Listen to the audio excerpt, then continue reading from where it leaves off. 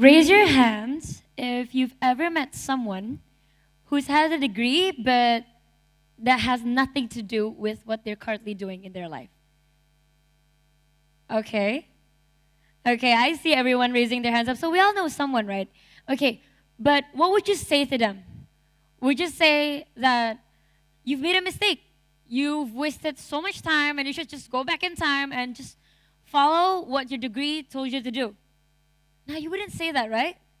You wouldn't say that. You'd say that they're more than their degrees, and yeah, their degree is just a piece of paper for them. Now, the real question becomes, who told you that this is who you are? Who told you that you are defined by your old experiences? Because most of us, we spent most of our lives asking ourselves, this is who I am, not who can we be? How can we be different? Imagine if you were directing a movie and the main character just stays the same all throughout the movie from beginning till the end. Imagine if you're watching Iron Man and from the first movie until the end, he's had no character development. He hasn't had any difference in priorities, no difference in anything. That would be one heck of a boring movie. So, all of us, we're so accustomed to making decisions at the earliest version that we think we're able to make decisions for ourselves. So whenever I think of making difficult decisions, I ask myself, which version of myself is actually making this decision? Is it my 10-year-old self who was constantly bullied? Is it my 17-year-old self who wasn't into commitments? Or is it my 20-year-old self who's having a quarter-life crisis? So, I think that all of us, we're too accustomed to saying that I am not good at math. I am just not a funny person. I'm not an art person, and I will probably never be able to network with people because I'm just introverted like that. But there's one interesting thing about neuroscience, and that it basically says that our brain is capable of rewiring itself. And that our brain is constantly rewiring itself to the beliefs, to the behaviors, and to the habits that we usually tell ourselves. So it's like a muscle. Whatever you tell yourself, it will become your reality. And what's interesting about this is that we are so used to not train our brains to think ahead. We're so used to thinking of our current capacity right now. We say it ourselves, be yourself, but then I think be yourself doesn't make sense because what we're basing ourselves on is past recollections of our past decisions, not who we want to be. And if be yourself makes so much sense, then we're basing ourselves basically on history. And why would you want to stay the same, right? Why would you want to be yourself if you haven't even decided who yourself is going to be? And so when I realized this, I created a self-concept for myself. And I call this identity stretching.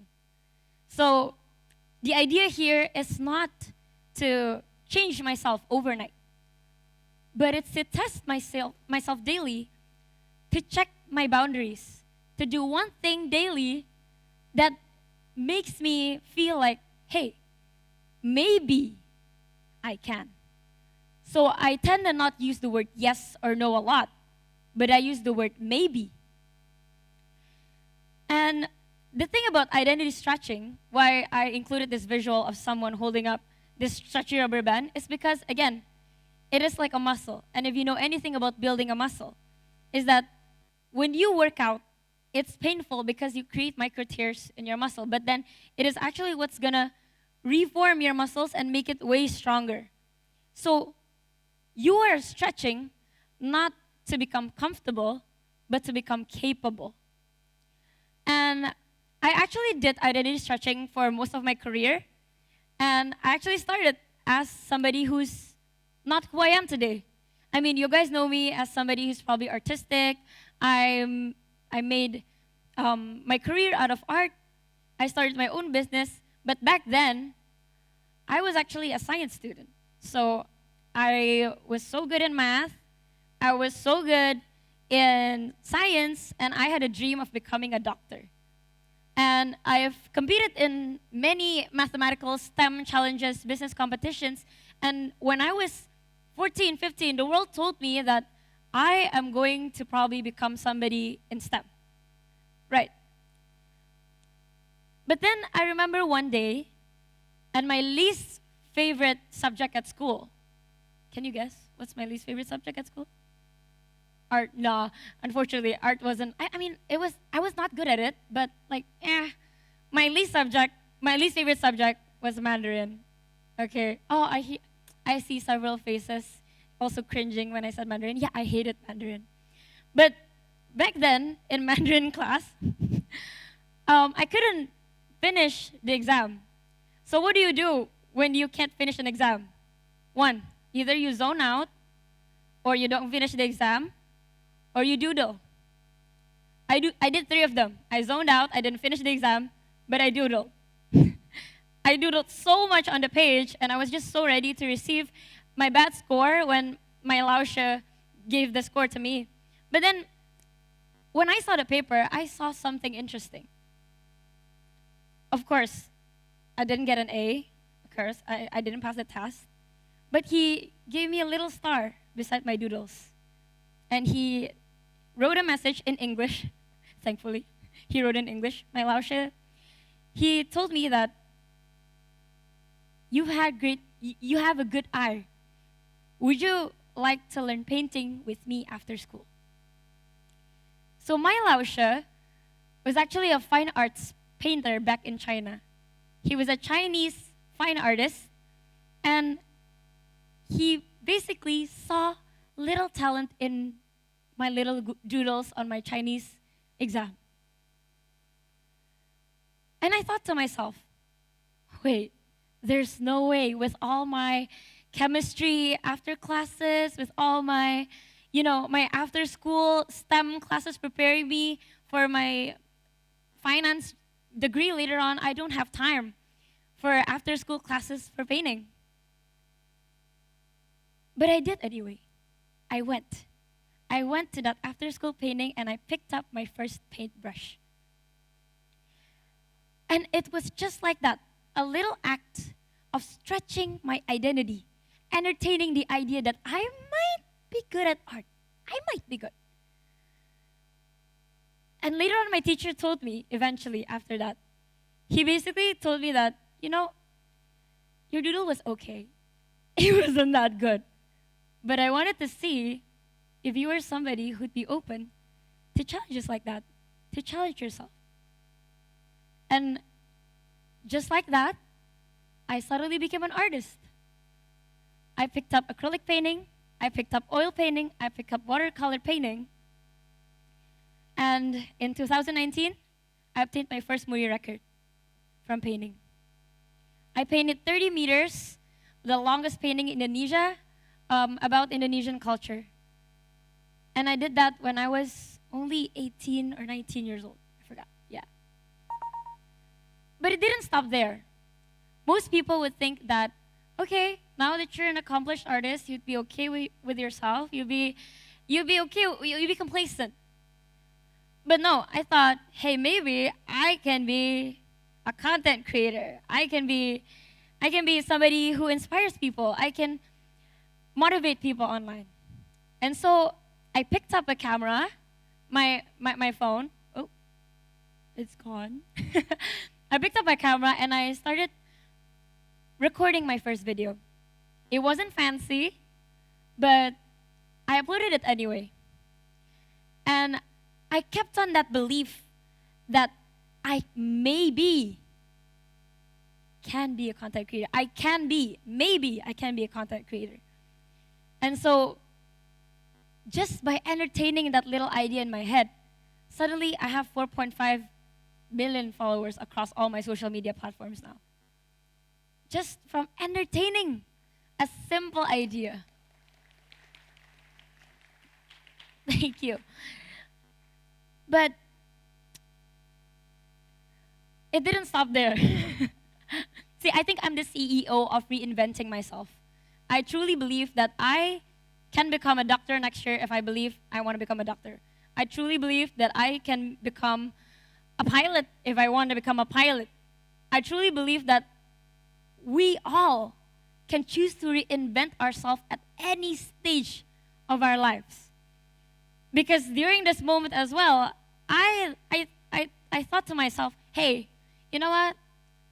I can be a business owner, you know? Maybe I can be a good business owner. And maybe I can have a store in a mall, you know? I can have a cute little store and call it my own. And so last year, I went up to the office of Grand Indonesia. I went to the leasing department and I told them, I carried my laptop and I told them, hi, can I speak to the leasing department? Just like that, a 22-year-old who knew nothing, but asked all the requirements about making a store. And last year, I had a store in Grand Indonesia. I just opened my first store. Please come to my store. You see, I have never shied away from reinventing myself.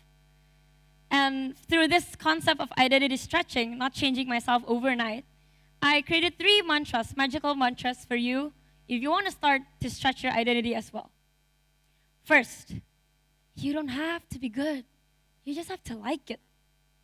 See, a lot of us, we think that I want to become a content creator. I want to start cooking on social media, but I'm not a chef yet. I want to start painting on social media, but I'm not Picasso yet. Of course you're not Picasso. Of course you're not Gordon Ramsay. But the thing about passion is interest plus time and energy invested. I'll repeat that. It's interest plus time and energy invested. And that's what's passion. Like, it's not gift. It's not a talent. It's something that you need to constantly pour in time and effort into, but you need to first have an interest in it. So when you first try out something new, don't check the output. Check yourself. Did you actually like doing it or not? When you pick up painting, did you actually enjoy painting or not? Because if you like painting, then you're already halfway there. Then you just need to invest more time and energy into it, and ta-da, you can become a painter. That's how I reinvented myself multiple times. And mantra 2, of course you'll suck. You have to normalize the suck. Your first draft is going to be messy. Your first try is going to be awkward, of course. But then normalize it. It's not magic, okay? You will never attempt something new and feel good about it. You will never talk to a stranger for the first time and feel awesome about it. You'll feel awkward, of course. But normalize it. That's the first path to normalizing the stretching. And number 3 is that your past self is not your boss. Forgive yourself. Forgive for all that you knew back then because you didn't know any better. Myself, when I was 17 years old, when I didn't dare to try anything new, I had different wants, I had different priorities, and I had different needs. But those versions shouldn't dictate my current version right now. Right now, I want to give you guys all a challenge to look within yourself. What is that one thing that you've always wanted to start but have always been afraid to do so? It's not simple. You need to look within yourself first, but your future self is waiting for you to strip all your old identities behind. Because identity doesn't grow when it's not challenged. And my last question to you would be, not who are you, but who do you dare to become next? Thank you.